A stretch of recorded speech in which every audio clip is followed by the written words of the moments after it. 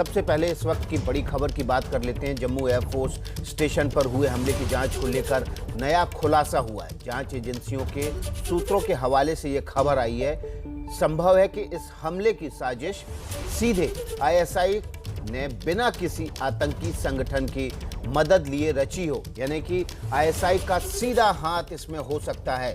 खुफिया एजेंसियों के जरिए यह खबर आ रही है। इसकी वजह से अभी तक ना तो किसी आतंकी संगठन ने हमले की जिम्मेदारी ली है, ना ही आतंकी संगठन से जुड़ा कोई भी गिरफ्तार हुआ है। आपको इस वक्त की बड़ी खबर बता रहे हैं कि आईएसआई सीधे हो सकता है इसमें शामिल। खुफिया सूत्रों का मानना है कि आईएसआई ड्रोन से हमले की साजिश को बिल्कुल छिपा कर रखना चाहता था, इसलिए उसकी जानकारी हमले को अंजाम देने अभी तक किसी की भी गिरफ्तारी इस मामले में नहीं हुई है। आईएसआई का हाथ सीधे हो सकता है।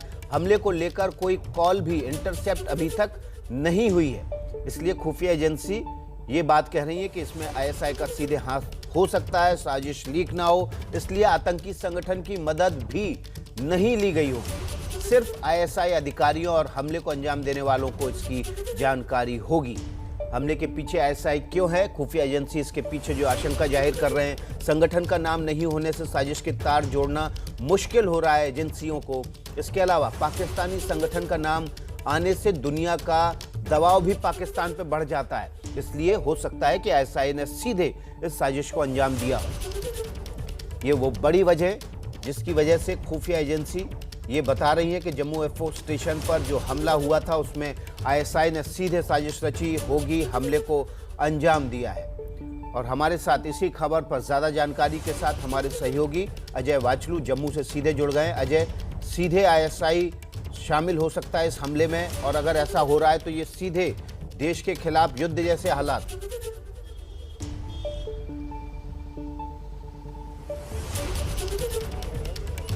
जी बिल्कुल विकास, देश के खिलाफ युद्ध जैसे हालात और आईएसआई का सीधा शामिल होना इसलिए भी जांच एजेंसियों के सामने आ रहा है क्योंकि सबसे पहले मैं विकास ये बता दूं, जांच एजेंसियां इसे आइसोलेटेड टास्किंग का नाम दे रही है। आइसोलेटेड टास्किंग वो काम होता है जो आईएसआई किसी अपने आतंकी संगठन को ना देकर किसी ऐसे शख्स को देता है जिस पर सुरक्षा एजेंसियों की किसी तरीके की कोई नज़र ना हो। देखिए विकास, आज इस हमले का चौथा दिन है और 4 दिनों में अभी तक इस मामले में किसी भी शख्स को औपचारिक तौर पर गिरफ्तार नहीं किया गया है।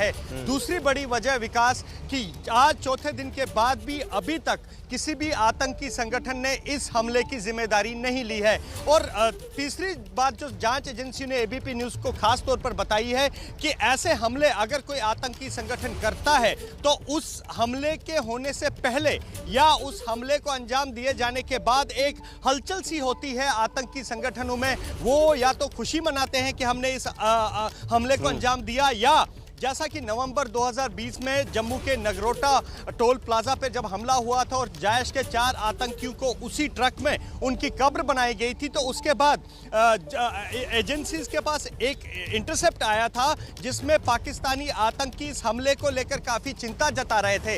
ये भी बताया गया था कि ये जो 4 आतंकी उस समय मारे गए थे, ये चारों जैश-ए-मोहम्मद के ट्रेंड कमांडोज थे और इस बात का काफ़ी दुख आतंकी संगठनों ने मनाया था। तो ऐसी कोई भी हलचल इस बार ना तो इंटरसेप्ट हुई है, ना ही सुरक्षा एजेंसियों जांच एजेंसियों के सामने आई है।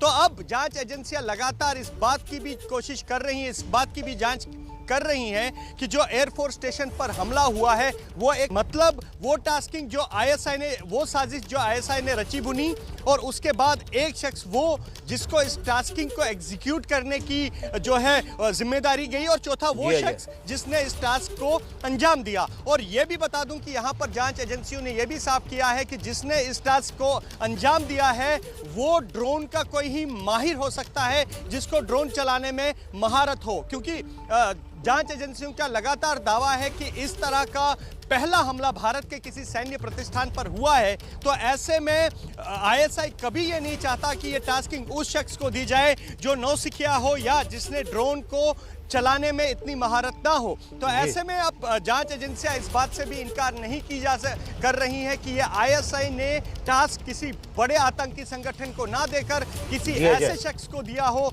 जो ड्रोन चलाने में जिसकी महारत हो और जिसको एजेंसियां, भारत की एजेंसियां जी, ट्रैक न कर पाए। विकास, तो बहुत बड़ी खबर इस वक्त अजय बाचलू ने जम्मू से दी है। आईएसआई का सीधा हाथ हो सकता है इस ड्रोन वाली साजिश में। चलिए अजय, आप बने रहिए। आप ही की एक और बड़ी खबर है ड्रोन वाली साजिश से जुड़ी। यही खबर है, सेना के सूत्रों के मुताबिक आज सुबह भी जम्मू में 2 जगहों पर ड्रोन देखे गए। जानकारी के मुताबिक सुबह 4:40 पर कालूचक में और 12 मिनट बाद 4:52 पर कुंजवानी इलाके में ड्रोन देखे गए। ड्रोन करीब 800 मीटर की ऊंचाई पर उड़ रहे थे। दोनों इलाके जम्मू एयरफोर्स स्टेशन से 7 से 10 किलोमीटर के दायरे में हैं। इस वक्त की बड़ी खबर है, जम्मू के कालूचक इलाके में आज सुबह 2 बार ड्रोन देखे गए और सुबह तड़के ये 2 ड्रोन देखे गए। सेना के सूत्रों के हवाले से ये खबर आई है। सीधे अजय बाचलू का रुख कर लेते हैं। अजय बाचलू हमारे साथ इस बड़ी खबर पे। अजय, एक बार फिर से लगातार चौथा दिन जब ड्रोन आकाश में देखे गए, क्या सूत्र बता रहे हैं?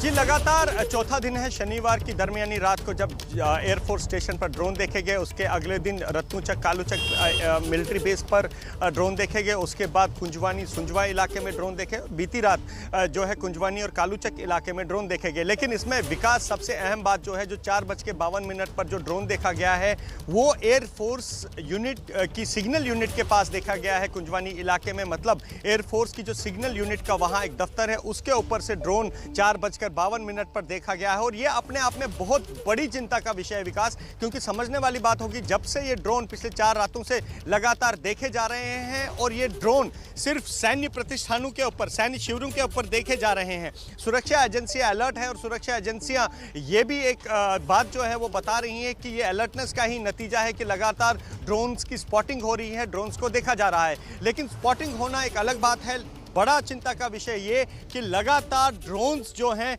वो यहाँ पर सैन्य प्रतिष्ठानों के, सैन्य शिविरों के ऊपर उड़ रहे हैं, जिसका जल्दी से जल्दी जिससे बचने के, जिससे निपटने की रणनीति भारत को तैयार करनी होगी। क्योंकि जिस तरह से एयरफोर्स स्टेशन पर हमले को ड्रोन से अंजाम दिया गया, तो अब ये बहुत बड़ी चिंता का विषय है यहाँ सुरक्षा एजेंसियों के लिए। विकास, सुरक्षा एजेंसियों के लिए बहुत चिंता का विषय है। लगातार ड्रोन की आवाजाही सैन्य प्रतिष्ठानों पर देखी जा रही है। इसको लेकर कल प्रधानमंत्री आवास पर बड़ी बैठक भी हुई थी, जिसमें ड्रोन वाली साजिश से निपटने के लिए जियो फेंसिंग पर तकनीक पर भी विचार किया गया था। बहुत बहुत शुक्रिया अजय।